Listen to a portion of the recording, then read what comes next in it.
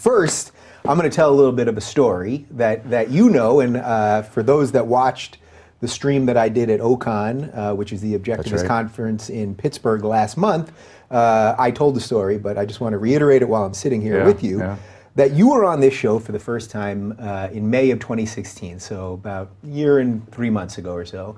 And I was in the midst, I had just sort of been thinking about maybe leaving Aura TV, which is the network that we were on, a place that I loved being at, that Larry King had brought me into, that I felt we were growing and all that. But at the same time, I realized we were growing so rapidly. There was so much happening. I wanted to own and control what I was doing and all this stuff.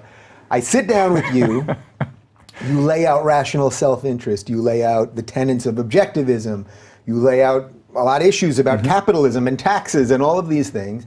And I finished that interview, I said goodbye to you, we shook hands, and I walked into the control room and I said to my guys, I think it's time to go, I hope you're gonna come with me. Fortunately, they all did come with me. We ended up going on Patreon, became fan funded. That's over a year ago now, the rest is history.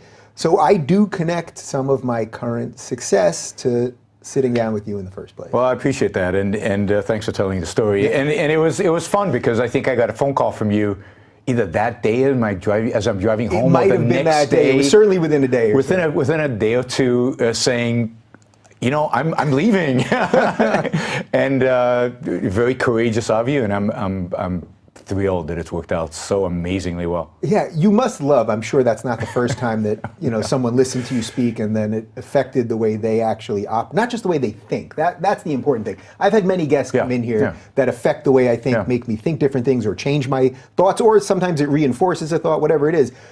But you must appreciate that more than anything else. When someone goes, I heard you, and let me put this stuff into action.